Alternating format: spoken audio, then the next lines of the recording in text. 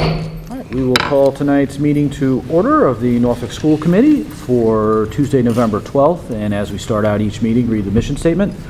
Norfolk Public Schools offers a safe, joyful, and challenging learning environment that meets the needs of our diverse students.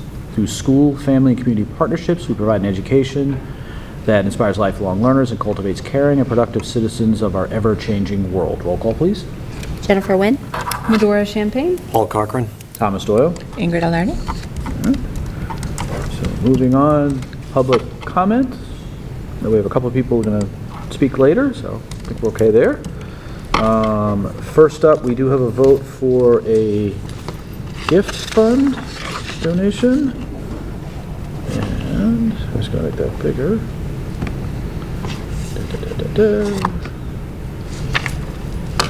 And this is one with a lot of stuff to it. So it is essentially the Gretchen Sullivan Memorial Math Fund, and there are a number of donations to HOD. The total amount of this is $4,465. It literally must be 30 different things on here, so I will not read all those. I don't mean to take away from the importance of the fund, but that's a lot of names to read. So do we have a motion to accept the generous donation from the Gretchen Sullivan Memorial Math Fund, again in the amount of $4,465.00? I'll make a motion to accept the school gift fund as stated. I'll second. Okay. Assuming no further discussion, all in favor? Aye. Aye. Thank you for that, much appreciated. All right, so moving on to my portion of the evening. First thing up, we have done the annual review of Dr. Alardi. So this is actually a public document that will be available for anyone in the public that wishes to see it. So it's basically an overall review of her performance, evaluation report, if you will. So it breaks down a couple different categories. Won't go through the whole thing, but professional practice, district improvements, instructional leadership,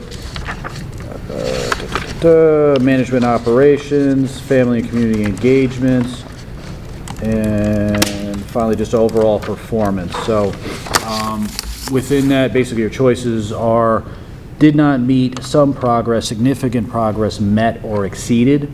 Now the first portion, which is the goals portion of it, 3 of those which are professional practice, which is to encapsulate sort of to continue to lead in the effort to develop stronger vertical articulation amongst special education programs between the schools as well as King Philip District.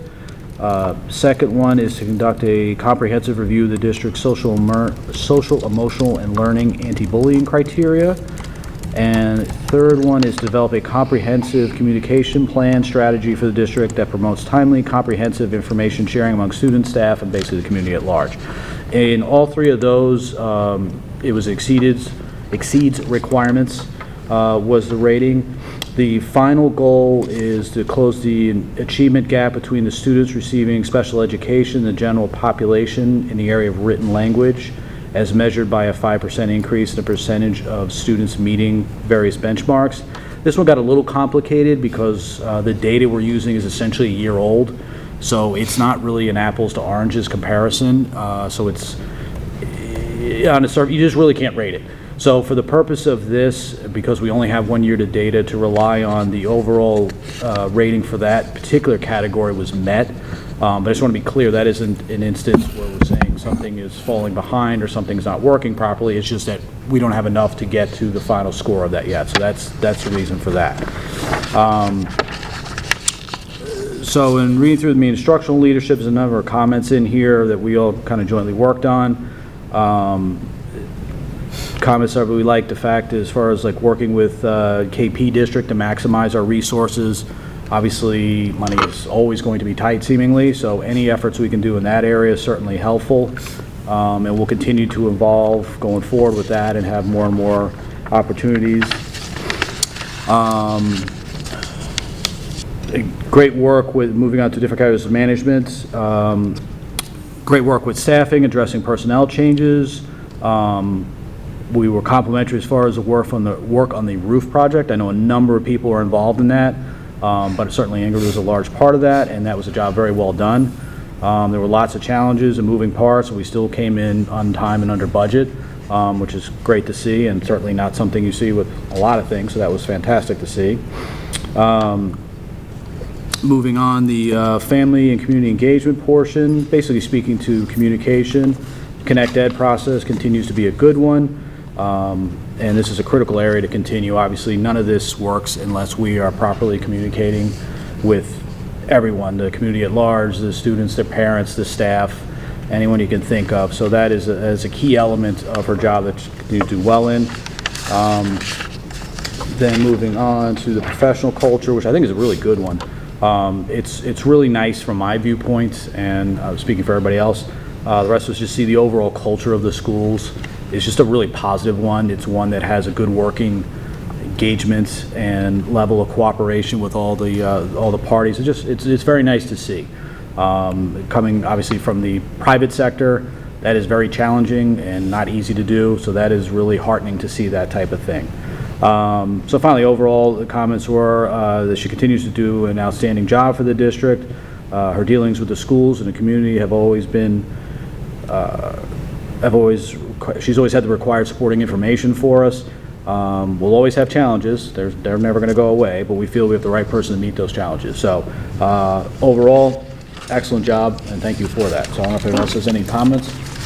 I'd just like to say, as a teacher who also has to write SMART goals and be evaluated, I want to say thank you. I know how hard of a job this is to do and implement. And then I'm very glad to see, as a superintendent, that you are working towards a special ed goal as well, and I hope that continues, because it is a population that deserves and should be absolutely looked at. So I hope you continue with that. So thank you. Anybody else? No. All right, very good. So we just need a motion to accept the just stated evaluation and these overall results. Make a motion to accept the evaluation as stated. Seconded? Any further discussion? Okay. All in favor? Aye.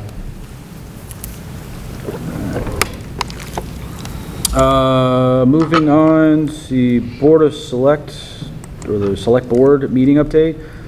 We attended, Medora, myself, and Dr. Alardi attended a meeting on, I believe it was October 29th? Yep. Okay. And basically that was a presentation we're going to see in a few minutes here. It provided all the information as far as student data, the NASDAQ study, which was a very good one, that pointed out exactly where our growth is going to be going forward, and the supporting of the number that essentially we're looking at upwards of 300 more students in the not so distant future. In addition to that, the architects did a full presentation of the drawings of what would be the project for here to connect the two wings together, and then went through the whole sort of genesis of the project itself, from the explaining in detail that this wasn't just something that we came up with 3 weeks ago. This is something that's been going back for a couple of years, going back to the Space Committee, and even before that, the need for the Space Committee. So all the options were discussed, whether it be moving the pre-K off grounds, whether it be expanding HOD, which, short version, spoiler alert, we can't. We have no room, so that's not going to happen.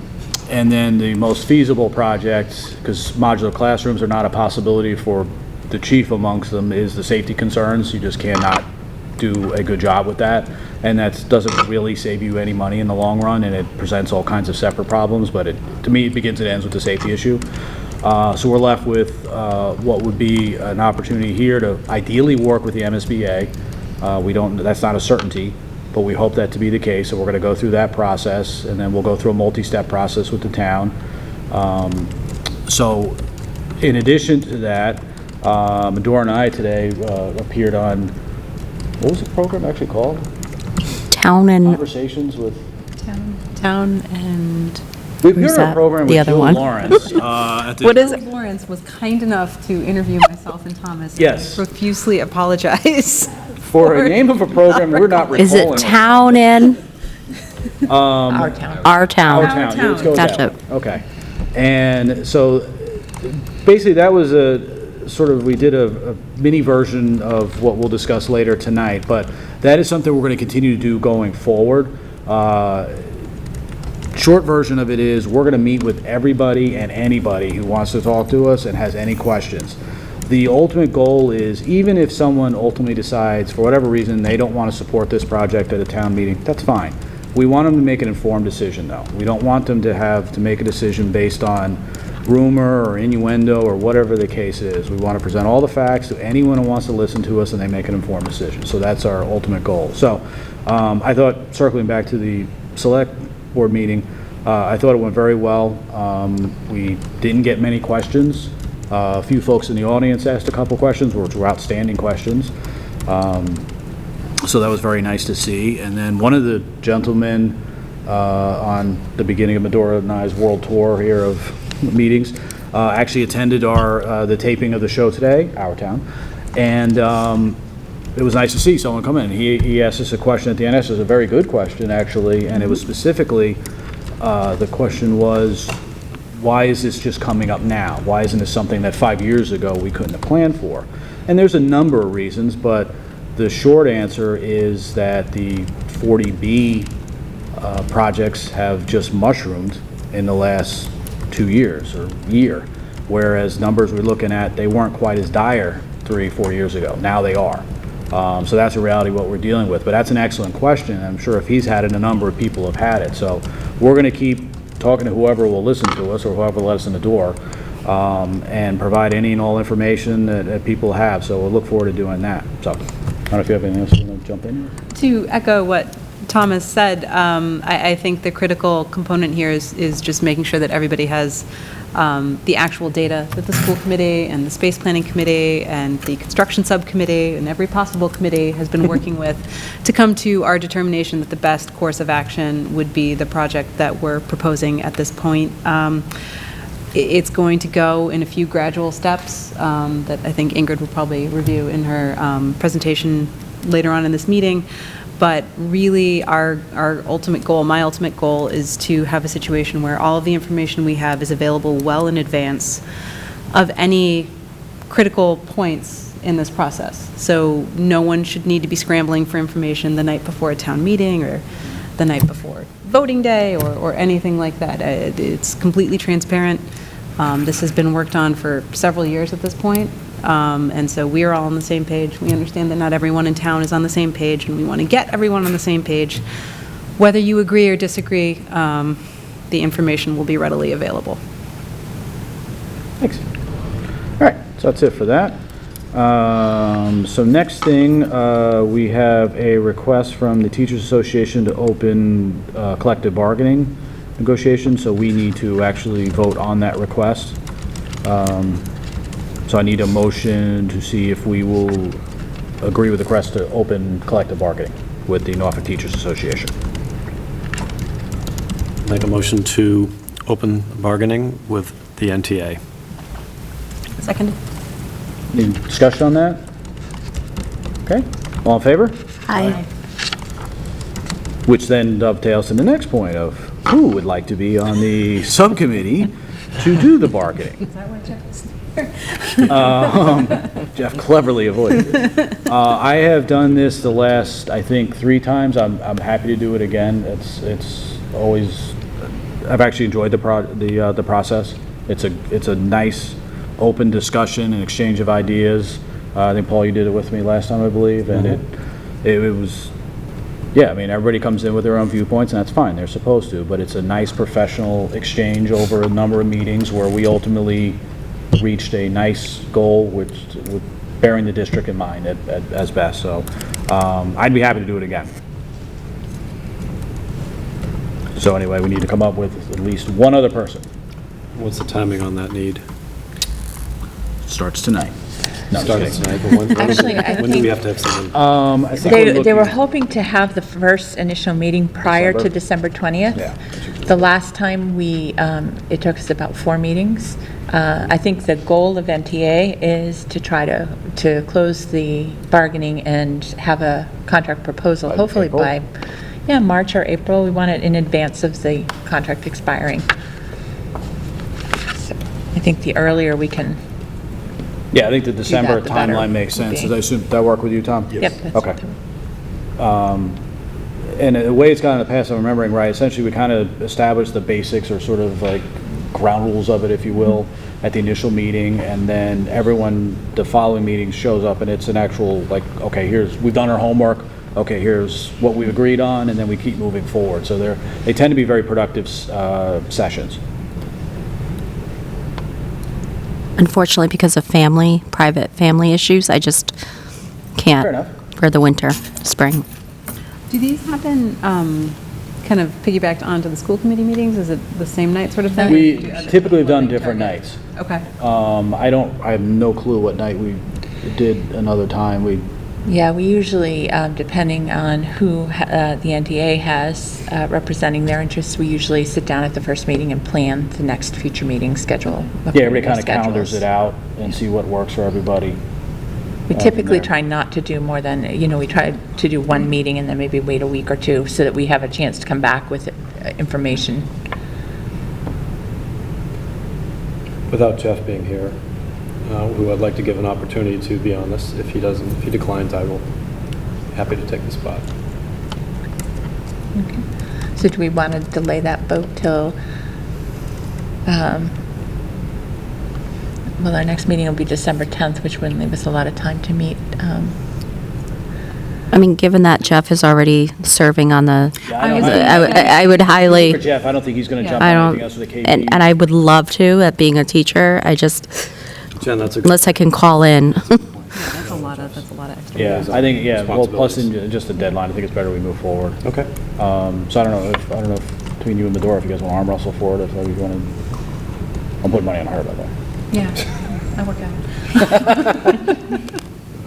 If you would like to do it, I'm certainly not going to stand in your way. So if you have I spoke up, so I'll take done it previously, yeah, but unless, if you feel like it's going to create a conflict, it's, I think Thomas and Medora make a nice duo, though. yeah, but You we're know? seeing a Yep, lot of there each are. other. That's what I'm on saying, a like the traveling dynamic roadshow duo. of the construction Yeah, Medora may- vaudeville You show. could go on our town and discuss it. Our concert tour is going to be pretty cool. Yeah, that's true. We need someone to open for us. All right, so then we would just need a motion to accept, I know how I feel. 4 years. I'm right here, just so we're clear. And we would need a motion to then appoint myself and Paul as the bargaining subcommittee members. So get a motion on that? I move to appoint Paul Cochran and Thomas Doyle as the collective bargaining subcommittee members for the Norfolk School Committee. I'll second that. Good. I could do that. Assuming no further discussion, all in favor? Aye. Okay, thank you. And moving on to Ingrid. All right. So the first thing that we have tonight, we have Mr. Sullivan here, who is on the Norfolk Energy Committee, to present the plan the town has proposed for energy reduction. It's part of their Green Communities Grant application, and the school committee has to vote to accept the energy reduction plan as the next step. So do you want to come up and share some of the highlights? Sure. You want me to sit here right here? Yes. Yep, they need the microphone. Thanks for giving me the opportunity to talk to you folks. I'm Larry Sullivan. I'm with the Energy Committee in town.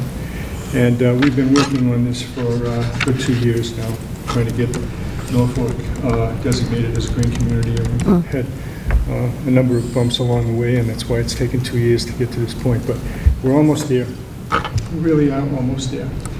Anyway, let me give you just kind of a brief overview of this whole green community process and where we stand as a town in our attempt to become designated as a green community. As with every state organization, there are acronyms. Well, there are acronyms here too. There's just 2 of them that we're going to use tonight, though. DOER is the Department of Energy Resources, and they oversee the entire green community program in Massachusetts. And we are working with them and have been working with them to try to get to the point that we're at now. The other organization is MAPC, that's Metropolitan Area Planning Council. And they are under contract to Norfolk to help us with criterion number 3. And I'll explain what criterion number 3 is. But what they have is a tremendous amount of experience in putting together energy reduction plans. And that's really the big part of this whole process of becoming designated as a green community. So anyway, the green community designation requires 5 things to be done. DOER requires 5 things to be done. They are as-of-right siting, which means that any alternative energy or renewable energy project has certain preferential treatment from a permitting standpoint. The bylaws in the town of Norfolk already provide for that, so there wasn't anything we had to do except to show DOER that this is what we've already got, so they were happy with that. The second criteria is related to the first. It's called expedited permitting of projects that are developed under Criterion 1. So if you're developing an alternative energy or renewable energy project, it will fall under the preferential treatment from a zoning permitting standpoint. That is to say, they have to be able to get a permit within 1 year, and our zoning bylaws provide for that already. So Criterion 1 and 2 were done, and we didn't have to do anything except to explain to DOER that they already exist. The third one is the one that we've been working on for some time now, and that's the adoption of the energy reduction plan. And that cuts the energy consumption of the town by 20% over a 5-year period, okay?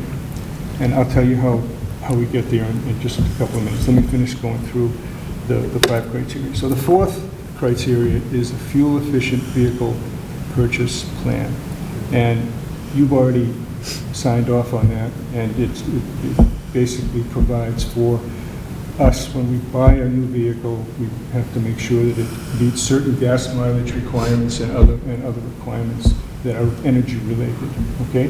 And the last one, the 5th criteria, which was probably the most difficult one to pass in Norfolk, that was the stretch code for adoption, and that was passed by town meeting 2 years ago. And so we kind of started with the tough one. We were able to get that through. It took 4 tries, by the way. It was on the 4th attempt that the town finally realized that this really does make sense, and they approved it. Okay, so where are we relative to the criteria? 1, 2, 4, and 5 are done. So we're on number 3, which is the energy reduction plan. It's actually 2 pieces. It's the energy baseline for the town, which by definition for us, for fiscal year 2019 is the baseline year, okay? So that's all of the calculations about energy consumption were done on FY 2019. And then moving forward for that 5-year period beyond that, it's all based on the baseline. So let's see. How did we accommodate that? What we did was we went out for bids to 3 bidders who have experience with performing energy audits in towns not unlike Norfolk. We wound up going with a company called EMA Boston, who have done this 50 times in the past 5 years. So they have a lot of experience. They were recommended by DOER, and we've had a great relationship with them. So that's done. The audit's done. All the public facilities were audited, and from that audit, what EMA did was they determined, based on their experience and the results of the audit, what were the energy conservation measures that made sense for all of the public facilities within town. And there's a spreadsheet that's included within the energy reduction plan that I think you have a copy of. So that basically was the feeder to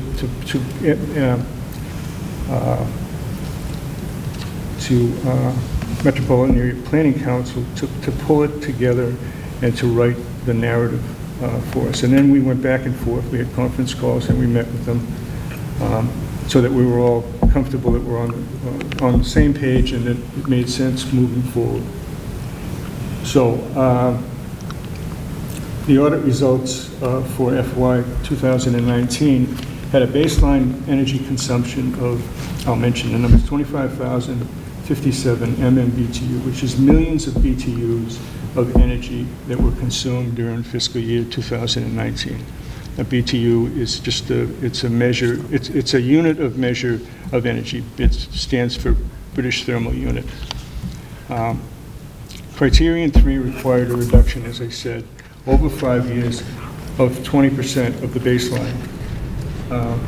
That 20% of that baseline was 5,011 MMBTU, 20% of the baseline energy. We have committed to, or will have committed to, a 20% reduction in the energy consumption. What we show, based on the audit and the energy conservation measures that have been identified, that we have a very good likelihood of achieving 22.4%. So what that gives us is a comfort level that getting to 20% shouldn't be difficult if we've got a target, a defined target of 22.4%. We're not signing up for 22.4%, we're signing up for 20%. But just among the people involved with this, we know that we've got a good shot at 22.4. We won't stop at 20, but we have to get to 20. That's the issue. So where do we stand? We stand as follows. We have everything done except one thing. The one thing we don't have is the adoption letter from the school committee for the energy reduction plan. 2 weeks ago, we made a presentation to the select board, and they voted in favor of adopting the ERP. And so we do have a letter from them. We just got that last week, actually. And so that brings us to tonight. And you have a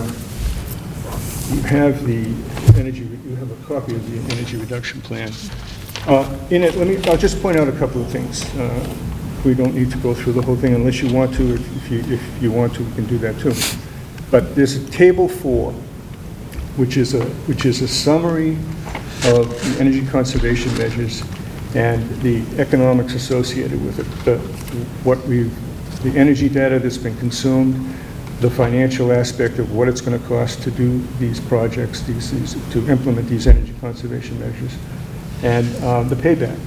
So this is a big part of that energy reduction plan, and within the narrative of the plan, it does have a paragraph for each of the energy conservation measures. So there is some guidance as to where that information came from, and it came principally from EMA with input from our people, including people like Matt Haff, the facilities manager. He was intimately involved with the review and discussion about this document. So, having said that, I would point out just one thing. There is one numerical typographical error that's on page 15. Under funding, it says total amount of funding needed after utility incentives to complete projects identified in the energy audit, $620,201. That should read $572,273. The number for the before the utility incentives is the number that was put in there inadvertently. So they've made MAPC has made the change today to this, and it will be in the document that we send to DOER. And our hope is that we can submit all of these documents to DOER Thursday morning. I have a meeting at 11 o'clock with MAPC to do just that, assuming that you're on board with this and you will give me the letter that I need. So, are there any questions, or do you just couple of things that I just wanted to clarify for the committee. There's a couple of things in terms of strategies for reducing energy for the town that do impact both schools. And if you look at their short-term and long-term goals in years 1 to 3, Yep. primarily the biggest issues are at each hour of day, transitioning all of the lighting fixtures throughout the building to LED lights, to relook at the pneumatic controls and refrigeration in the school kitchen, and up at Freeman to recommission the building systems. So my understanding from Matt, and you can clarify if I'm incorrect, is that the intent for funding those projects would be to apply. So if you become eligible as a Green School Community, you're eligible for grant funding, and it would be, those projects would be taken care of through grant funding, not through the school operating budget. That was one of my questions. Yes, that was my primary question. Yeah. I just thought it might be. That's the intent, but we have some control over that. Yep. When we, well, let me back up just a little bit. The designation grant, they have told, the DOE has told us that that's going to be $140,000, okay? So what we need to do, once we become designated as a green community, is we need to put together a grant application for those projects. So what we'll do is we'll structure that, I think. I'll talk to Andy about that at some point in time. Andy Bakanowski is the chairman of the Energy Committee, and Matt as well. We'll put together a package that has a number of projects, and the total of which would hopefully be $140,000, maybe a little bit more than that. And that's what we'll go in for. And as Matt always says, we're going to go for the low-hanging fruit, the stuff that's easiest to do, that has the best payback, and we'll do that. But we'll look at all of these projects that are identified on Table 4, because they all make sense. They all have great paybacks. I guess what I wanted to clarify is by the school board, school committee accepting this plan, we're not committing to fund these projects. No, at this point? Right. No, Correct. no, no, Yeah, no. that's- Out of the school budget. No, Yeah. this whole thing is a plan. And even when we put the grant application together for the project, for Right. this $140,000, we'll look at these again. We'll Right. look at them with a jaundiced view. We need to be really comfortable and confident in what we're doing as we move forward. Up until this point, I mean, we've been confident, we are confident, but when we're getting down to the short strokes and looking for a grant for a specific number of projects, we'll want to take a really close look at that, and we will. And you know, the order of the projects is likely to change. It depends on the needs of the facilities. By the way, I wondered why, at one time, I wondered why, not anymore, I wondered why the school committee, we needed a buy-in from the school committee for the fuel, for the vehicles, and we needed one from the school committee for this energy reduction plan. And the reason is very simple when you look at the numbers. You consume 42% of the energy that's consumed in this town. And that's why if we put together an energy reduction plan, DOER understands that you got to get a buy-in from the big users, or you're wasting your time. And that's why we're here.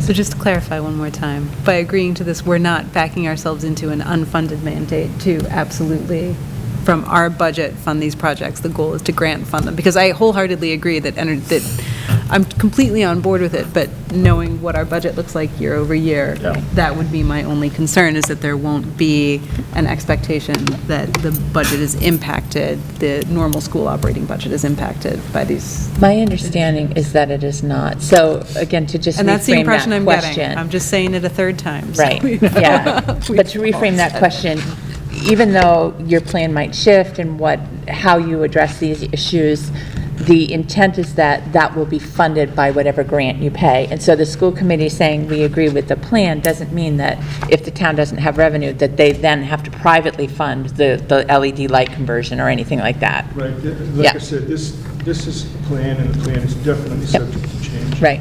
That's not to say that there could be projects that come down the pipe that will require town funding Right. on top of the grant funding. Right. It could be a major project that you undertake. Right. That would require more than the funding from the designation grants. not the designation grant. The designation grant is $140,000. Right. The other grants, in each year following the designation year, we would be eligible for up to $250,000 in project grants that we would put together and go to DOER for. So there's an enormous amount of money that we have thus far left on the table because we haven't been designated as green. And that is all available to us once we pull the trigger on this. Right. And my understanding from Matt was you have the sort of plan for what you'll tackle in year one. They'll write the grant and fund as many of those projects as they can with the $140,000. And if there's other things might be carried into the next year into a successor grant, but it wouldn't be operating budget that we'd be looking to fund these things with. Yeah, and it could be, let's say the school committee decides that there's a project that they want to have on there, Yeah. but it's going to push us over the grant funding. Again, that's a situation where the town would be funding Right. a portion of that, but that's, Yeah. you'll basically know that up front. I mean, we certainly wouldn't do anything, around or without the advice and consent of you folks, as well as the facilities people and Blythe. So could we get something, could we apply for a grant for something that covers energy but isn't necessarily recommended or wasn't recommended at the time by MA or with the private company? For example, I don't know, a new boiler, a new furnace, that would be more energy Sure. efficient? Like if something like Yes. that? The answer to you your know, question is yes. would cover? Absolutely. If it's not on Yeah. table 4, it doesn't mean that we couldn't go after it. No. If it's more, if it meets energy, then I say let's do energy this. project, yes. Yeah, okay. Everything is available and I like it. fair game, if Yep. you will. So we could, if we found something that was energy efficient. I like Yeah. it. Okay. Thank you. As part of the study, the replacement costs for what we have now versus what this would address, going from a CFL to an LED or even incandescent to an LED. LEDs are more expensive than, bless you, typical bulbs. Was that cost difference factored into the 5-year payback or any of that? And what that, and would that discount the overall savings? I'm not sure I follow the question. So Matt did look at those numbers, and when they were determining what projects to put in, they looked at the cost and the overall return and tried to put in the phasing of your energy reduction, things that were going to have the biggest return. So even though the LED lights are more expensive than the regular bulbs, based on, they're not just replacing the bulbs, they want to replace the fixtures as well. And Matt's projecting that we're going to see a savings over that 5-year that would offset the cost differential of the bulbs. So they did look at that. I could certainly ask him to come and share some of the, they didn't feel that the return on the boilers was going to be as strong. So they did look at that. They did look at the cost versus the return Yeah, Matt's in been after prioritizing. the low-hanging fruit. He wants to get, the ones that have the payback of a year, 2 years, 3 years at the most. Right. But that eventually, we'll use up all those projects, and we'll be looking at projects that have a longer payback, but I'm sure we're still going to be looking at 4 or 5 years. But I think the things you put in the initial phases were items that were going to have the shortest payback in terms of cost. It makes sense to do that. Yeah.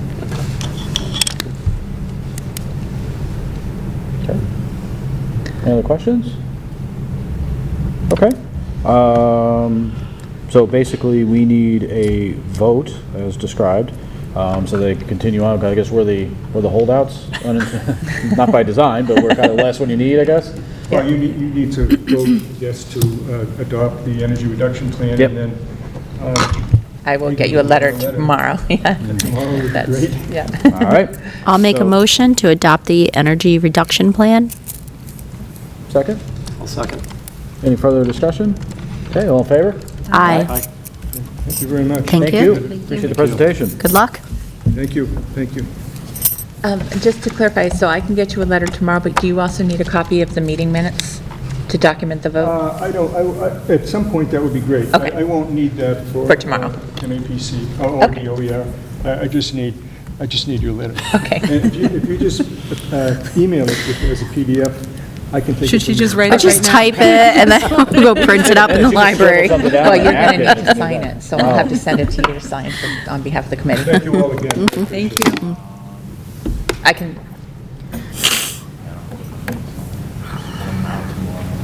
I'll figure it out. Paul can sign it? I'll send Yeah, it to Paul I'll to sign? sign Okay, Email it to me, and Yep. I can sign, scan. perfect. Yeah. All right, we'll do that. That'll be quicker, so I'm traveling on Thursday, and then I'm out tomorrow doing stuff, so. Perfect. I'll send it to Paul. I didn't really. All right, so great, so let me see if I can get this Pack a match. come back on. Yeah, what are you doing? Stuff, nothing. It's a flashlight. I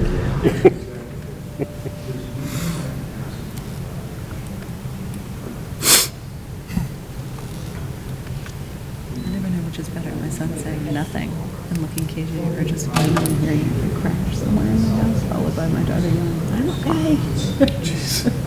Oh, it's like that.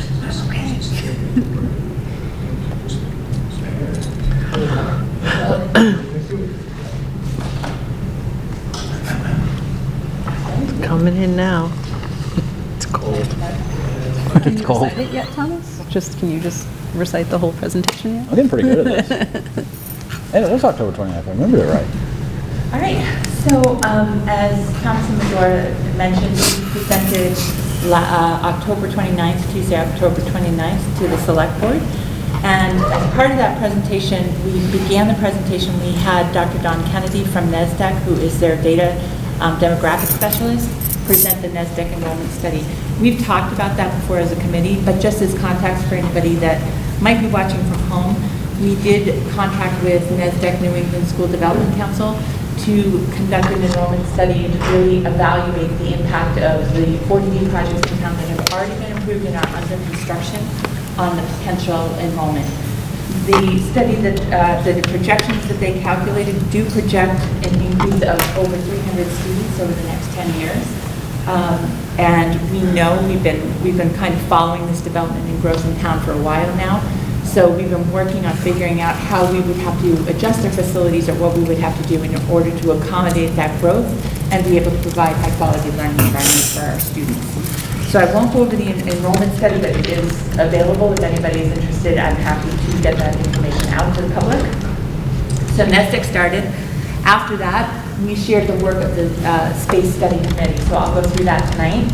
Then we ended the presentation with Landmark Architects showing the design, conceptual design work, and we also had Todd Lindmark from the Town Finance Department and our business consultant, Todd Hassett, presented some information for the town in terms of what the impact of funding this project would look like on the average taxpayer and on the town debt schedule.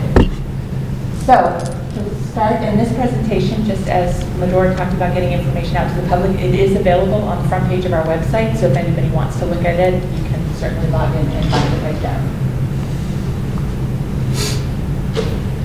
So the historical context, again, we have been really concerned about the growth in town for probably 5 years, as we've seen an increase in the number of 40B projects that have been proposed, and our various states of approval with the town.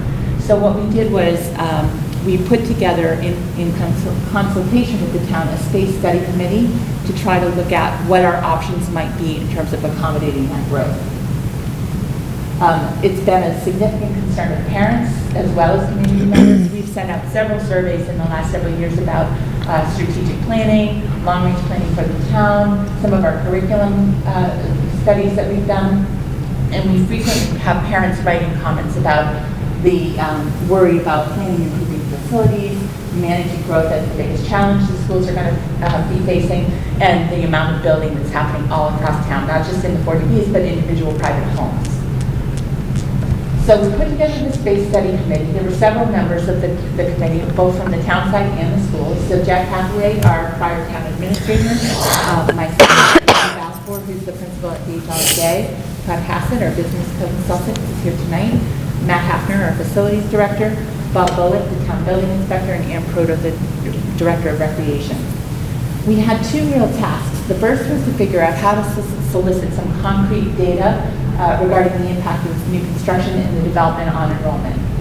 We also wanted to look at possible solutions and evaluate the pros and cons of different options to determine what would be the most cost-effective and efficient way for the town to move forward. Currently, our building status at H. Olive Day, we don't have any open classrooms remaining at H. Olive Day. Last year, we actually had to convert the teacher's workroom space into an instructional space for one of our specialized programs. If we do need to expand at the early grades, so preschool, kindergarten, first, second, we would, in order to add classrooms, we would have to use the art room, the music room, or the computer lab makerspace in order to accommodate any growth at H. Olive Day. Obviously, using those spaces does significantly impact our curriculum and instruction, and it would challenge our capacity to provide instruction consistent with the Mass State learning frameworks in those special subject areas. The other problem is that solution, even if we were to transition the art room, music room, or any of those spaces to classrooms, it's a short-term solution. It only provides 3 classrooms, which is not going to be sufficient in order to meet the long-term growth needs. Our current status at Freeman Kennedy, so we have 27 classrooms in this building that are available for general instruction. We do have additional designated office spaces for therapists or special service providers. Currently at Freeman Kennedy, we only have 1 open classroom available for expansion. In order to accommodate growth beyond that 1 classroom, we would again be losing the science lab, our art room, our music room, or our makerspace. At Freeman, it's a little bit different. Many of those spaces actually would require construction funds to transition those spaces. So for example, our science room, we have sinks at individual desk stations. You'd have to renovate that classroom to turn it over to transition into a general instruction classroom. Again, repurposing those spaces is only a short-term solution. It would not allow us to accommodate, as I mentioned, an increase of 300 students over 10 years. It would be sufficient. And the loss of those spaces does really impact our curriculum. It would impact our technology and our engineering design instruction, as well as all programming in the arts. We talked about at the select board meeting, but also with the public, we are, the arts education and the technology and design engineering, those are critical subjects in order for us to be able to prepare our students for success in the 21st century market. And I shared a quote from Richard Riley, who's the former U.S. Secretary of Education.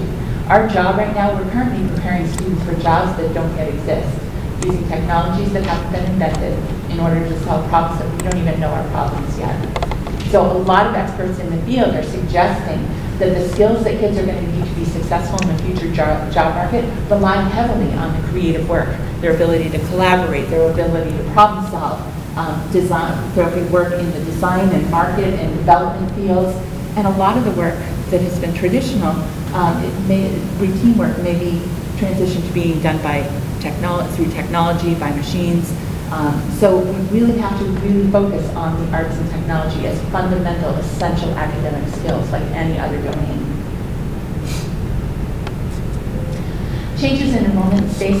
So at Freeman Kennedy, you can just see this is a 3-year trend. Back in 2017, we had 4 open classrooms here. In 2018, that went down to 3. In 2019, we only have 1 open space. We project that we'll have 1 open space next year, and after that, we'll be out of space at the Freeman. Our current enrollment, as far as class size goes, the school committee does have a class size policy, and they set a target class size for every single grade level. We are above our target in all grades across the district. And that just shows you the number of students in each class and the number of classes that we have. In order to really look at how competitive we are in the region, we do have benchmark communities that we compare to for both academic achievement data in terms of our per pupil spending, and those communities tend to be other districts that have regional structures, so that these are districts that have a separate elementary system and feed a regional district. We have compared to the same communities for a number of years. They're similar demographically to Norfolk. Back in 2015-16, we were at the bottom of the list in terms of having the lowest class size best student-teacher ratios with a class size average of 18. That number's been going up every year. So we have been absorbing new enrollment, and the impact has been that the class sizes have gone up. Our average class size in 16-17 was 21. We were closer to the middle of the pack. 17-18, we were at 20, but we were higher than many of our other comparison communities, and that will continue when you have next year's data. We will be higher. So our class sizes have increased with regards to our comparison communities. We also have several community needs that aren't being currently addressed with the what we have available to offer. So we have 49 families currently on the wait list for preschool programming. Back in 2017, we only had 13 families on that list. So there's an increasing need for early childhood education. There aren't a lot of private options in Norfolk for families.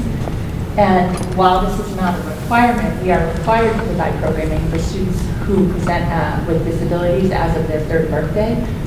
The preschool program for our typically developing peers is a tuition-based program. So the tuition would help us to offset the cost of expanding that program and allow us to better meet the needs of the community. But we're not able to do it not just for revenue reasons, but because we just don't have the physical space to accommodate it.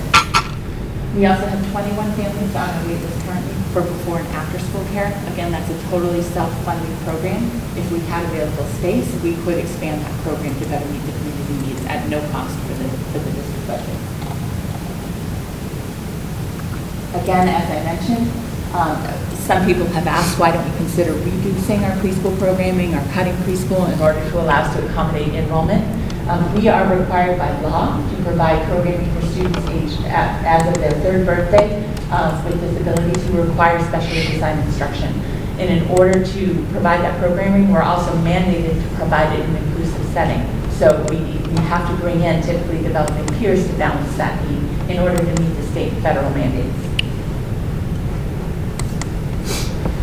So the Space Study Committee, knowing this enrollment is coming, looked at several different options. Again, we wanted to be proactive. We wanted to really think about the potential cost and what was going to be sustainable and have the best return. We did think about the possibility of expanding the HL Day School. There's a number of reasons why that isn't a good, viable option. The first is that all of the building systems at the HL Day, so the septic, the electric, the HVAC, they're all currently at capacity. And they're also aging. They're all 25 years old. So in order to expand, we would have to replace and upgrade all of our operating systems, which is very costly. We also don't have any space currently at the HLFA on the existing building footprint to accommodate expansion or growth and still be able to provide parking for families and teachers and play areas for students. Additionally, any renovations at the HLFA would trigger a responsibility for the district to bring the entire building up to the new current ADA codes, which is expensive. And renovating the HLFA or expanding would only solve our space study or space crunch issue in pre-K-2. It wouldn't provide a solution for the growth that we expect and anticipate in grades 3 to 6. As Thomas mentioned, we looked at the option of renting or leasing portable classrooms. Again, primarily, that option would not allow us to provide a safe, secure learning environment. So from a safety perspective, if you have portable classrooms that are not attached to the school building, you can't lock them down in the same way if there was ever a critical emergency. We wouldn't have a central area to bring students for gathering. We'd have communication issues between the school and the portable classrooms. So for safety reasons, it's not something I think that the school committee would entertain, but it's also not a cost-effective solution. So just delivering the portable classrooms to the sites is about $185,000 just for the delivery. Beyond that, there's about $1.6 million worth of site work that would have to be done. So you would have to bring septic, water, sewage, lighting, electricity, technology out to the mobile classrooms. And then the lease price for the 6 additional classrooms is almost $1 million, so $907,000. So a 5-year lease for mobile classrooms would be $2,507,000 plus the delivery, so closer to $3 million, and it only gives you a 5-year solution. And additionally, we really don't have anywhere at HLFA we can house those mobile classrooms. We'd have to go through the process of trying to get a variance from the town in order to access a portion of the Quindian Forest, which creates additional safety concerns. So this is really not a viable option. We did talk about the option of building a new site to house our special education and early childhood programs as well as our special education offices. There's a lot of districts that have an early childhood center, so we looked at that. The problem with that, again, it's not a great solution because if we were to move the preschool off-site to another location, you'd create capacity to absorb new enrollment growth for K-2 at HLFA. However, it would be very costly to build a new structure. We would need classrooms, we would need at least 7 classrooms. Each of the classrooms would need to have bathrooms. We would need office spaces, a meeting room, a nurse's station. We'd have to create a play area for students. And it would also create some needs for additional staffing. So we would have to, long-term, absorb the annual cost of an additional nurse in the district to be at that site. You'd need to have a building administrator that would be able to be there. And it also creates real challenges for our families who might be picking and dropping students off at 3 different sites across town. So the option that the Space Study Committee felt was the most cost-effective and best long-term solution for the town was to consider expansion at the Freeman Kennedy School. So Freeman Kennedy, when the school was initially built, after the building opened, MSBA started a program that they called the Model School Programs. And architectural firms could submit their designs to MSBA to be considered a model school with the intent that as new buildings happened across the state, districts or towns could save revenue by choosing from a model school plan, and they'd save money on design, the cost of design services. In order to be eligible for the MSBA program, the buildings had to have options for how they would expand or how they would change the space in order to meet a broader range of districts' needs. So FK already has an expansion plan that's been thought through in order to be part of the model school plan. And that would include adding a connecting wing at the back of the building between the 2 wings that currently exist. Through adding this additional connecting wing, what we would intend to do is to create the first floor to be a separate preschool early childhood program, and we'd move our special education offices there. They would have a separate entrance, a separate drop-off and pickup area, separate play area. The students would not have access to the bigger school. So that would be contained on the first floor. It would allow us to move and relocate special education offices and pre-K classrooms from HOD to create space to accommodate growth there. And then the upstairs would create another 7 classrooms for Freeman Kennedy, which will absorb the long-term growth that you're expecting to see here. It would allow us to relocate our makerspace classroom, which is downstairs at Freeman Kennedy, and create another space that our after-school program can use to expand.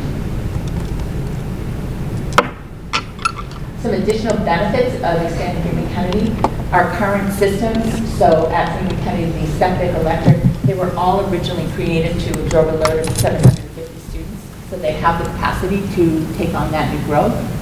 Most of our pre-K students don't eat lunch at school, so moving the pre-K over here doesn't add an additional strain on the art, music, gym, or cafeteria. The roadway, currently there's a road that goes around the back of the school. The tail end of that could be redirected to accommodate parking in a separate drop-off and pickup area. And again, this solution would create space to absorb enrollment at both buildings through a single building project.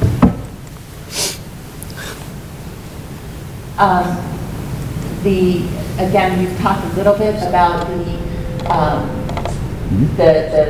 how this would create space at both buildings through one project. It additionally does not, if we expand FK, we would not create a need for any additional staff because the FK nurse would be able to respond to any critical incidents at the preschool if we move that over. And the special education director would be relocated into the preschool wing and could serve as the building administrator for that site. There's also additional benefits for the town of Norfolk. So the town has been looking for a number of years for an emergency shelter. Freeman Kennedy does have the kitchen space. We do have cots that are stored if the town ever needed to use this space for that purpose. However, we don't have showers, so it's not a true emergency site. With the addition, you could add a small shower area to create a true emergency shelter. This is just a diagram to show what this would look like. We did hire at the fall town meeting back in November 2017. The town appropriated funding for us to contract with an architectural firm to do conceptual design work. The intent of that was to try to see if this single addition would really meet the demands that we have and that we're projecting for future enrollment. So we hired transferred architects, and they did map out a preliminary design concept, and this addition would meet the town's long-term space needs. Potential funding. So the Mass School Building Authority, who originally participated in funding the Freeman Kennedy project and also helped us with the HLA roof. They are now considering participating in projects with districts if the building needs are created in order to prevent substantial overcrowding. You have to be able to document and prove that you're at risk for overcrowding. I think with the NESDEC studies and and the growth in our wait list for our preschool program, we can meet that threshold. So if we are able to substantiate growth, they have told us that we are invited to apply to the program. Our past reimbursement rate for the town for funding the projects that MSBA has participated in, it is 53.16% for the Freeman Kennedy construction, close to that for the HL Day Group. Some of the benefits of partnering with MSBA, they do have a strong reputation statewide for keeping projects under budget, for coming in on time. They also help to expedite and oversee throughout the process coordination between design, construction, and occupancy.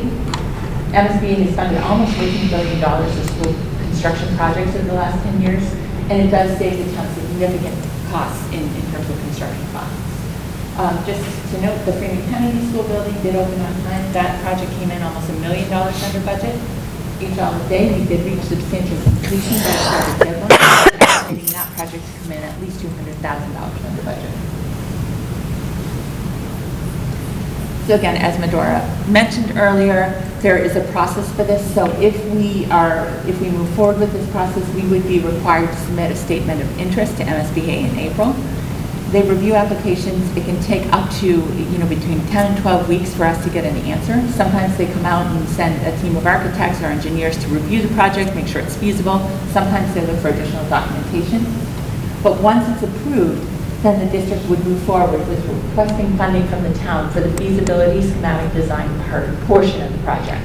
That would probably be, if we applied to MSBA in April, we'd probably be looking to go to town meeting in November. And it's usually, it would probably be about $2 million that we would need to start. It's usually 10% of the total estimated project costs. So we would be seeking that funding first. After that, we would contract out, we would get the schematic design plans created. MSBA then has to approve those. Then you would move forward with going to the May town meeting following that. So May 2021, seeking funding for the full project.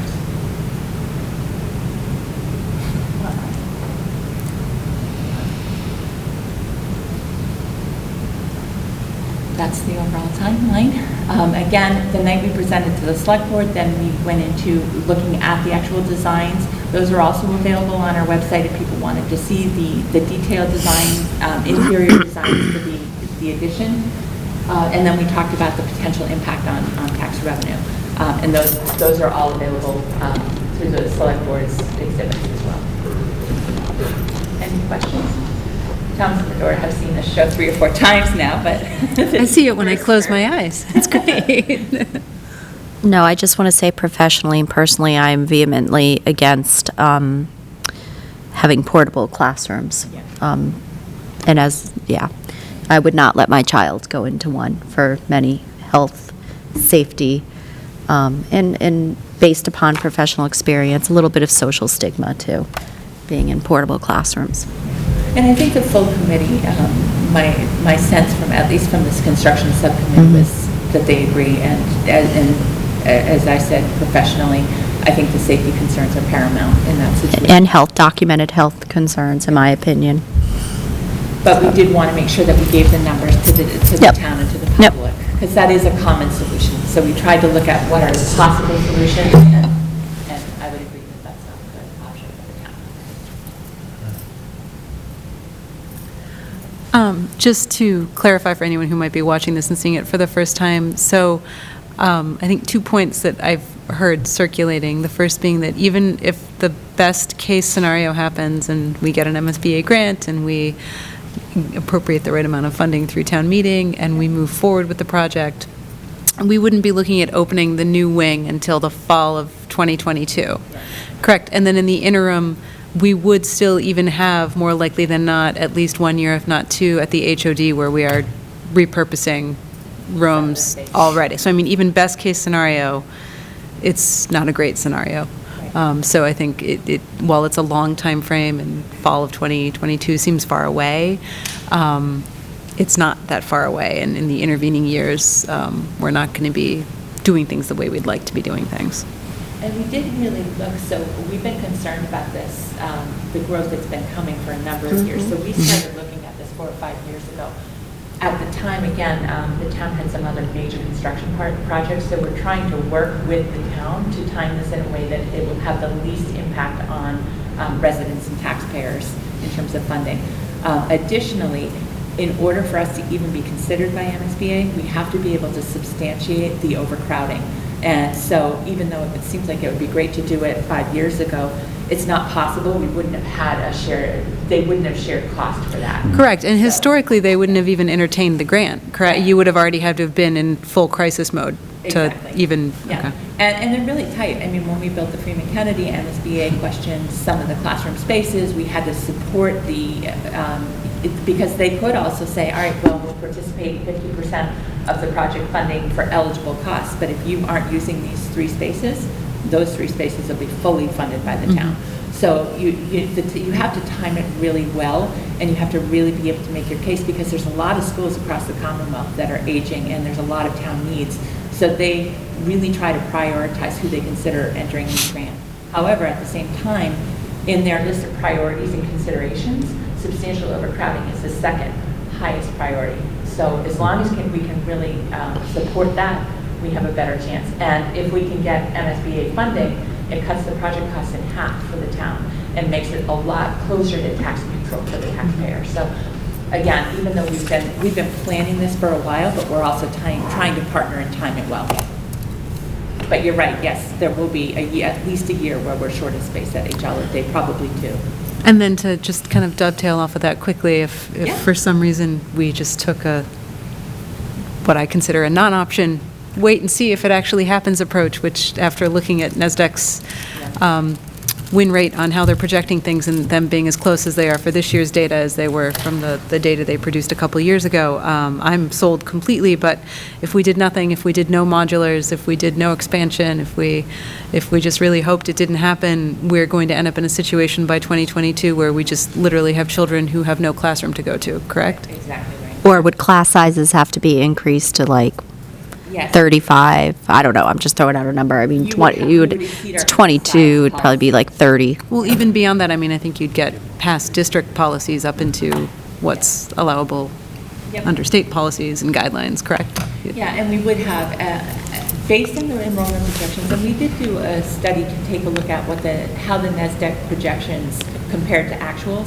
So we've only hired NASDAQ 2 years ago. The first projections came in 2017.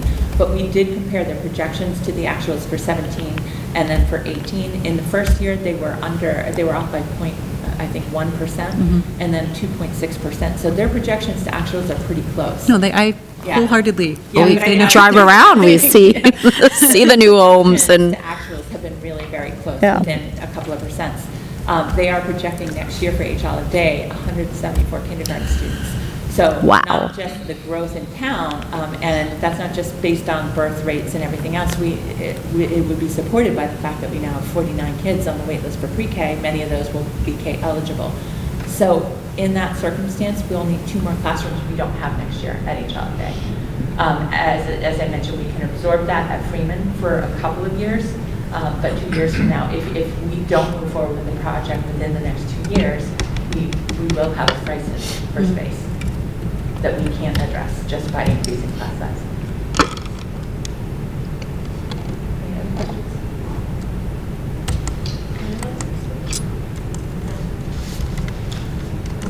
You can ask questions, right? Yeah, go ahead. I just have a question about the logistics of how the special ed department will integrate with, I know obviously they'll be relocated with the preschool, but how will they, you may not know the answer to this right now, but I'm assuming a lot of parents that special ed will ask this question, well, how will they integrate with kids that are receiving special ed services at each of Let me clarify that. So it's not the whole special ed department, just the special ed offices would move to the preschool wing. So all of the other special ed programs we have will be within their regular building as they are now. So if your child's receiving services in kindergarten, first or second grade, that won't change at all. We'd just be relocating the central special education office. So Dr. Pepper's office and the secretaries would be relocated. The preschool wing would move in its entirety. And just speaking from experience, my child receives like PT and OT, and they have, they have spaces at HOD. They have the Yep. PT room there. Yes. So for a child who's in preschool who's getting that service, Yes. how will they access that service? So it's in the design plans that we have built in PT and OT and speech spaces into the preschool wing, and we would have those therapists traveling between buildings and providing those services. So when we did the conceptual design study, we actually brought Flansburgh architects in, and they spent the day. They interviewed the preschool team in terms of what they needed for space. They interviewed classroom teachers, they interviewed special education teachers, and the space was designed to meet those needs. So it's a great question. There is an OT space. We made sure that it would accommodate our sensory equipment, swings, all of that. So all of that went into the conceptual design work. Sure. Anything else? All right, I'm going to Thank you. turn this over to Todd, who's going to give the budget update. We'll give him a minute because I have to take my computer off and he has to log this in.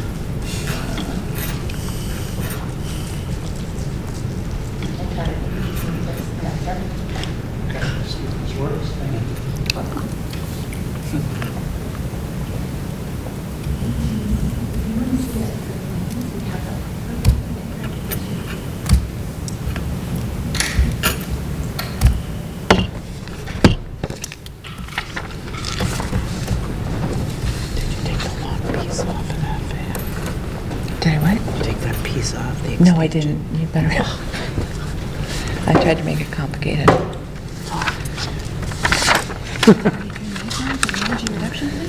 Sorry, Todd, I think I left an extra piece on there. He's fiddling with the thermostat. Yeah, we curing these? Get a tissue. It's freezing outside. They probably was not. There's a window It's part of open? our energy reduction Yeah, we're plan. getting some majority. We're not Asking. heating for us. We already implemented As soon as we that. voted it, they turned. Turn the heat right off. Right? Boiler cost down 12%.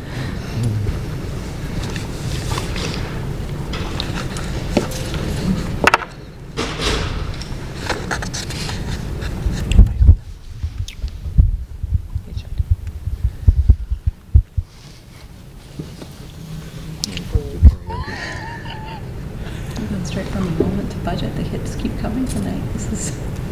There's no signal. That's not connected, correct? Bad. It's going well so far, Todd. It's like that presentation I was mentioning from the conference. Budget cut.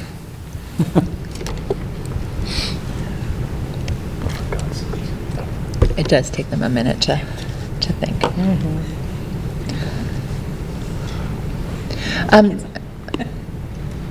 Oh, you're good. I was just going to mention too, the whole select board presentation is also available if anybody wants to view it on the Norfolk Cable website. And the designs are available too, right? I remember looking Everything at is, the yeah. designs Yeah, last spring. They had come and presented to the Very school nice. committee when they Very finished nice. the design, but yeah, they're available. Yeah, very nice. And the whole packet of Just have to get a everything you tissue. submitted to present, which includes the NASDAQ schematics study. and the NASDAQ study for the enrollment, that's all also on the town's website under the select board packets, Yes. too. Yep. Ready to roll. All right. Sorry for the delay. Good evening. Tonight, I'm just going to give the board a brief overview of how we're doing through what we would refer to as the first quarter. Actually, the data we're going to show you is through October 31st, the first 4 months of the fiscal year, but only 2 months into the 10-month school year.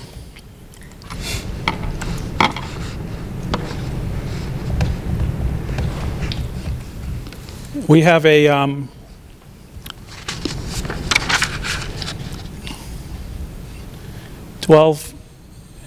I think this slide's wrong. $12.7 million budget. I apologize.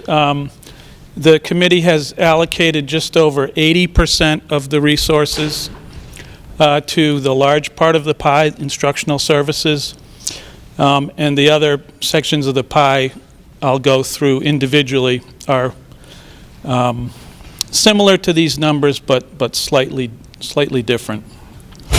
We have increased our allocation to direct instructional services as we try to do each year.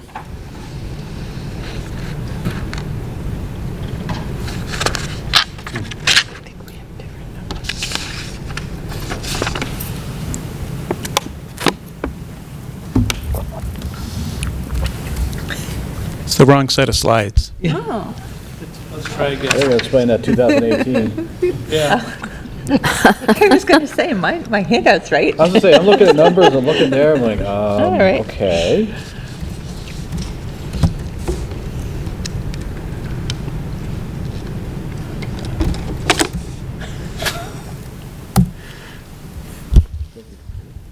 There you go. Oh, there it is. My It's apologies. so much better.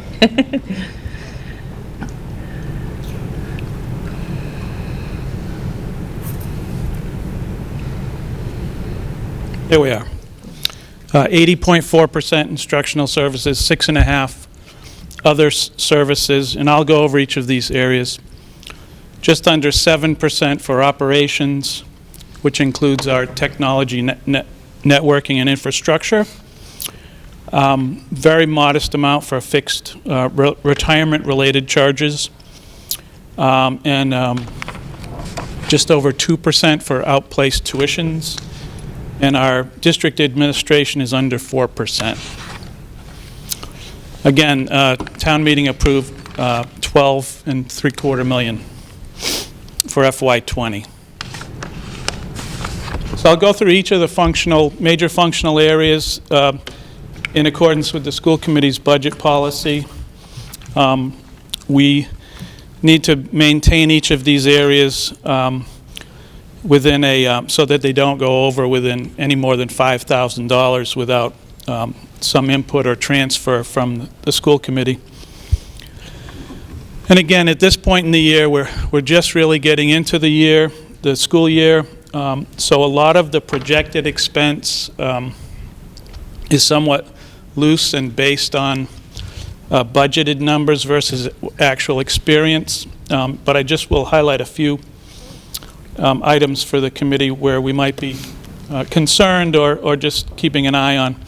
So in terms of district admin, this is, as you know, the superintendent's office, the business office, HR, and district legal services. And at this point, we're projecting we'll be slightly under budget for the year, but pretty much utilizing most of the resources. The one area that's a bit of a variable at this point is legal services, and that relates to district and committee supported services, special education needs, and as you discussed earlier tonight, this is a negotiating year, so in some years, some contract negotiating years, we've needed to utilize legal services to support the committee's negotiating efforts. In recent times, we have not. But we have during at least my tenure with the district. Instructional services, again, this is the lion's share of our budget, over 80%. So this includes the leadership at each of our 2 elementary schools, all of the teaching services, the support services, both regular education and special education, professional development for our staff, materials and supplies to support the instructional mission, and guidance and psychological services. At this point, we were fortunate with a vote of the committee back in September to allocate some resources based on some staffing changes to support some additional special education needs that came up over the summer. So thank you for that. We still are mindful and really have an eye on the needs for supporting special education. And so there are some areas that are we do have some concerns about in terms of staffing. At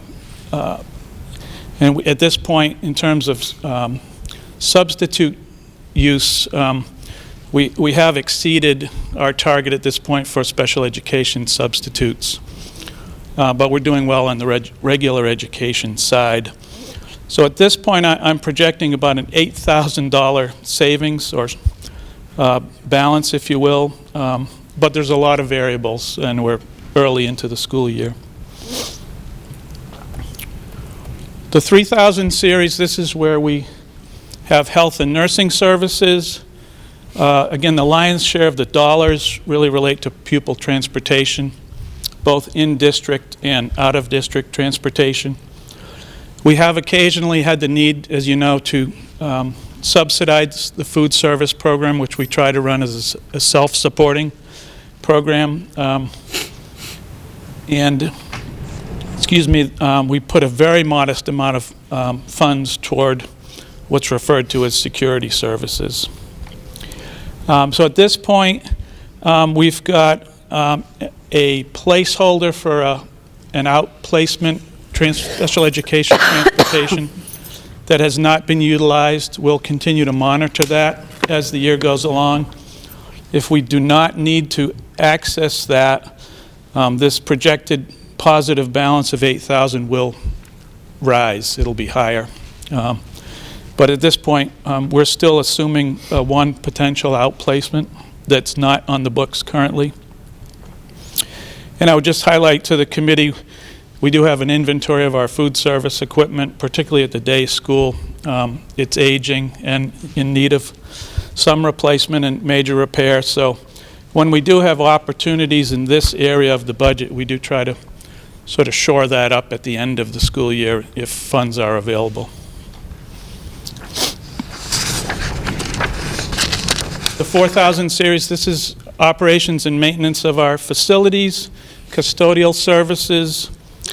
Not so much heating anymore. We do still pay for utilities, but as you know, we've begun to shift more expense to the townwide facility department outside of the school budget.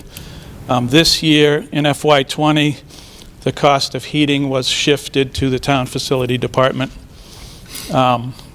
We still maintain a certain amount of custodial and building maintenance equipment supply lines for general maintenance. We don't have anything in the way of what's referred to as extraordinary maintenance. If something were to seriously happen to our facilities, we wouldn't have the funds to do those repairs. And this budget also includes the network infrastructure support of our technology staff. And it's more heavily weighted since FY19 with technology due to some changes that the State Department of Ed put in place effective in FY19. Some of our expense here used to be reflected in the district leadership, the 1000 series. And at this point, as we've experienced in recent years, we've had challenges in terms of building maintenance at the day school. I'm anticipating, hoping to break even in this area of the budget. So, again, we'll see how the winter goes in terms of repairs. But again, the heating has been shifted to the town facility department beginning this year. Can I just jump in on please. this slide? We do expect that as part of the MSBA grant for the each holiday roof replacement, MSBA does fund the recommissioning of systems, so we expect the HOD recommissioning to happen through that roof project. And as Mr. Sullivan suggested today, we're hoping that the recommissioning of FK systems can happen through the Green School Community Grant funding.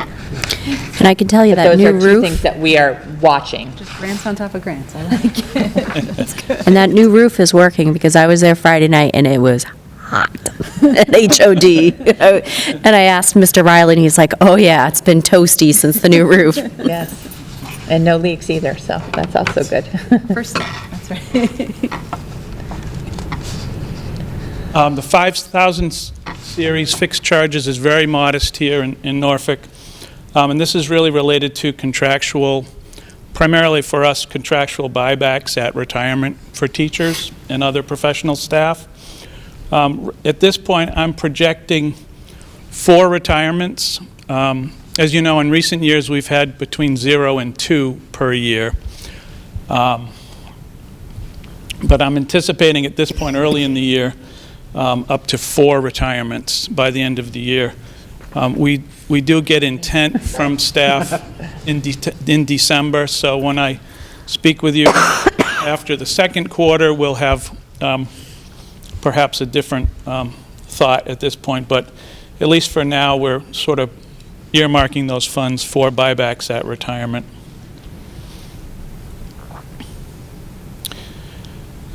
Equipment acquisition and replacement, this would be major equipment or improvements to facilities. We really haven't done much in this area. We did, a few years ago, do some things with security at the day school, but really it's been an area that we haven't focused on or had the extra funds to devote to. And lastly, the 9000 series is our outplaced tuitions for students we're not able to service in district. And this could include other in-state schools, residential programs, private schools, or collaboratives. We only have a handful of outplaced students, most of whom are placed with collaboratives. Right now, we don't have any residential placements. And I believe we have 1 in-state school placement outside of collaborative currently. We had an $85,000 placeholder for tuition that at this point we have not needed to access, so that was an additional amount that we negotiated with the town's finance committee. And again, the committee knows this, but for the public, our position has always been if we don't need to use these funds, if we don't have an additional outplacement, we will return these funds to the town at the end of the year. And it's been a real good partnership in the last several years. Plus, it gives us the comfort that if we do need to outplace, we can cover that without impacting other services in district. So at this point, I'm projecting just over that $85,000 placeholder to be available, 87 and change. So in summary, I'm projecting through again early in the year that we'll be just over 99%, with about 106,000 of our 12.7 million unexpended, and all but 19,000 of that relates to the out-of-district tuition. The 8,000 under other services relates to out-of-district transportation for special needs. So really we're, at this point in the year, a little tighter than what we typically talk about in the fall, but still, I think, manageable. And there are, as I say, a lot of variables, but we'll continue to keep the committee updated as things become more clear. We have a handful of federal grants allocation grants that we received through the Department of Ed, primarily to support special education. And we have a handful of what we refer to as revolving funds that are primarily self-supporting, tuition or fee-based programs, our lunch program, which I mentioned earlier, the before and after school program, preschool, which had some discussion earlier tonight. And we get modest amounts from other entities utilizing our facility through rentals. Those funds are put back into the facility, into maintenance or repairs. And as the committee is fully aware, our grant levels have been at or below FY15 levels. Excuse me. In fact, some 10 years ago, we really were enjoying a lot more grant funds than we have in recent years. And the committee always likes to see sort of a snapshot of where the gift fund is. I know earlier tonight you accepted over $4,000 of new donations. That's not included in this exhibit. This is through October. Those acceptances were November deposits. But to date, this year, prior to that gift, we've taken in $14,715 of new donations and expended just over $13,000. Although we've got a number of orders in the works from teachers and staff to support various programs. And this is also how we support scholarships for Camp Borndale and other special events later in the school year. So we started the year with $42,000. At this point, we've got $43,000. And Plus another 4,000 from tonight? plus another 4, thank you, yes, right. Although with the 4,000 you accepted tonight, they were set aside for a specific purpose, Specific for math purposes. materials. That's for- right. yeah. 35 different things. Fantastic. Right. Yeah. That's right, Yeah. right. Okay. Questions for Todd? No, thank you. Thank you, very thorough. Thank you. The next item in your packet is, we had a donation.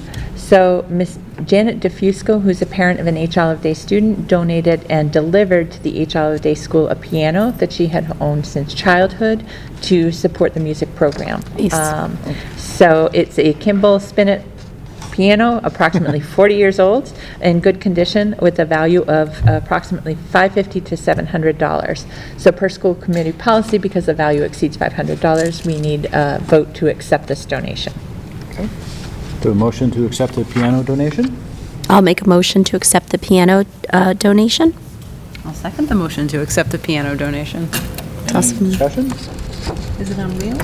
In case we need to Yeah, I'm move it curious, how faster. strong is this lady? She's a great piano. She had people What feats of strength is she able to do? Yes. I remember growing up and having, music, Mr. Walkup coming in with his I can't see now.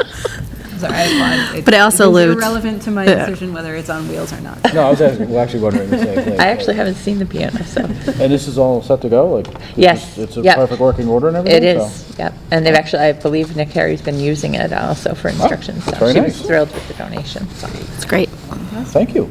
great. All right, so all in favor? Aye.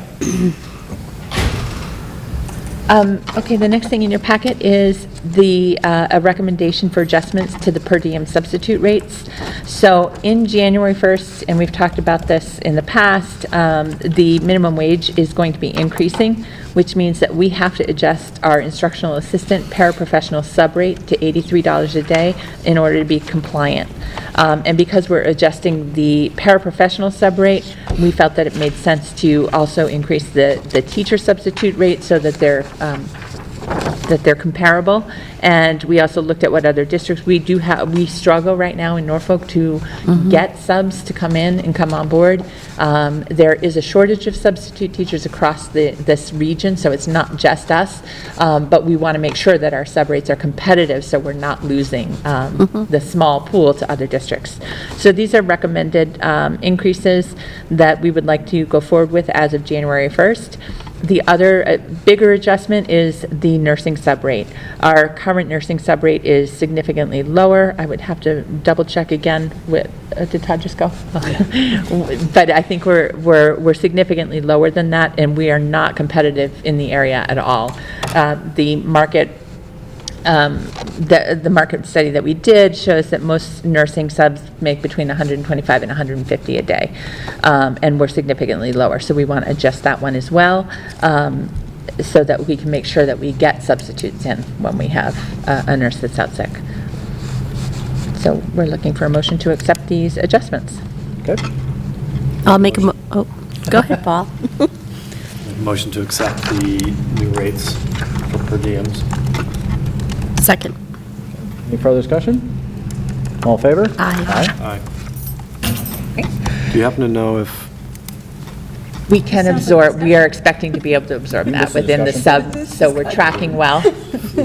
sorry, with these in Todd's projections? No, but we did talk about that, and we're tracking well right now in the general ed subs, so he did expect that we would be able to absorb that change after January within the revenue. So I don't know if he's already calculated that or in his projections, but he didn't think it would push us over. Okay, thank you. Yep. At the last school committee meeting, we had an application from Jeff Chalmers for school partnership for the community supper program. And at the committee's request, I did reach out to try to explore what they were really looking for. They're really looking for just permission to be able to get that information out to the public. So not necessarily a partnership, but be able to advertise it as a community resource, which we are able to do without partnership. So we're going to go forward in that vein, and we will send information out to the public and post on our website when there's events that are happening. It's a great program. Great. And then the last thing I have tonight is per policy, I'm required to report to the committee instances of bullying and our quarterly bullying report. So during the first quarter of the school year, we did not have any bullying reports at the H. Olive Day School. We did have 2 that were reported at the Freeman Kennedy. Both were fully investigated. One of the reports was determined not to meet the criteria for bullying, so appropriate disciplinary action was taken. The other was found to be to meet the criteria and was identified or determined to be a bullying situation. And in those cases, we take appropriate actions in accordance with our bullying prevention policy and plan. So that has been addressed. Okay, thank you. Great. Any questions? All right. All right, that's all I have tonight. So moving on to subcommittee, we won't have King Philip tonight since Chef is not here. Policy, I guess Jen will do that portion. So it looks like we have a vote for... So, do you want me to support Yes, that? please. So the policy subcommittee looked at the public comment policy. There has been some recent litigation around the policy and what is allowed, what people are allowed to bring forward to public comment. So the committee has revised this based on feedback from legal counsel as well as from the model policy MASC put forward. And the policy committee was going to request that we waive the required 3 readings and vote this policy because we want to make sure that we're compliant with the current legal requirements in terms of public comment. Basically, the biggest changes to the policy is that people in the public can bring forward and make comments about issues that are not on the agenda for the night, as long as they fall under the scope of the school committee authority. So that was a change from the policy, and that's a legal requirement. Again, it further defines the amount of speakers and the amount of time each speaker gets within the policy, and how speakers, how we would prioritize, so that we would have a sign-in sheet if we have more than 3 speakers, and it would go in order of how people signed in. No more than 6 speakers at any individual meeting. Okay, so do we have a vote to accept that change in the public comment policy? Or do we have a motion, excuse me? Do we need to move to override the? You have to vote to waive the 3 readings So we- first. Yeah. Okay, and I then- get it, all right. So I'll make a motion. Oh, go ahead, Paul. You guys get this together. Go ahead. Okay, so it actually would be 2 then. 2 So one votes. would- Okay, so we Yeah. need a motion to first waive the 3 readings, and then we'll need a separate motion to then accept these changes in the policy. I'll make Okay. a motion to waive the 3 readings. I second. Further discussion on that one? No. Okay, all in favor? Aye. Okay. So motion number 2. You guys coordinated this out now? Yes, I'll make a motion to accept the policy of public comment at school committee meetings. Second. Any further discussion? Seeing none, all in favor? Aye. Okay, very good, thank you. And then what's, just a couple of first readings here? Yes. Okay. So the policy JJHR, we have a policy for student travel. These are additional regulations that would supplement policy JJH that just defines plans for trip scheduling and transportation to make sure that we're compliant with the requirements for CORI and background checks for anybody providing transportation. And again, the amount of time and how we would move forward with fundraising for any of those activities. Borndale is really the only thing that we have that's an overnight trip. And we do contract with Homes for Travel, so these are, again, based on the mask model policy and recommendations. Okay. And there was one on public solicitation, is that correct? Yep, and that is also just a first reading. This is regarding commercial and fundraising activities, and it's just an adjustment from our prior policy. The subcommittee recommended going forward with the mask model.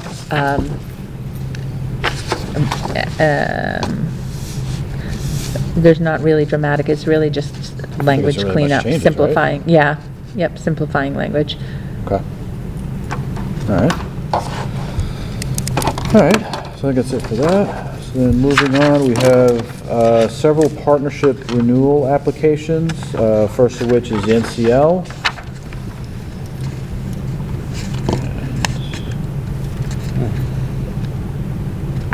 Let's get to their thing here.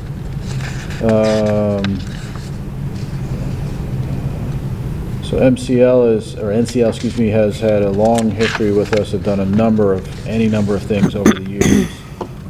I think their efforts within the schools are very well documented. I can't think of a single thing within the schools they're not involved with to some aspect, so they couldn't be a better partner to my mind. So do we have a motion to accept their renewal as a school partner? I'll make a motion to accept the renewal as a school partner. We have a second? Second. All in favor? Aye. Okay. Second one, renew a partnership for CPAC. So now they have become, hold on, sorry, the font of my thing's a little weird now. So they would be the Special Education Parent Advisory Council. They work with the school committee and administration to provide support and resources to families. They have done a lot in terms of professional development programming, offering resources and parent support. They publish a monthly newsletter that's packed with resources. They've funded and run the two different, the trunk or treat and the, I think it was called the pumpkin stroll. Pumpkin stroll. So, and they've been longstanding partners. Absolutely. And they really have become an amazing organization over the last I think they're on, 3 years, 4 years? I mean. And the amazing concert with the food trucks, too, don't forget. Yeah. Really incredible. And the website, too, super impressed. So I will make a motion to accept CPAC as a school partner. I'll second. All right. Yeah, I just thank you for the efforts of CPAC. I know you, I think, were here at least last year one time with us, along with several other people.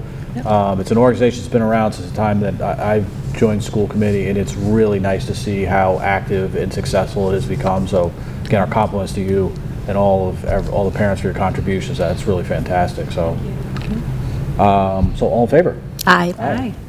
Okay. All right. Next thing, we need a motion to accept our minutes from the October 8th meeting, which I believe we were all here for. So moved. Second on that one. Second. Seeing no further discussion, all in favor? Aye. Okay, and then is everyone good with meeting on December 10th? Yep.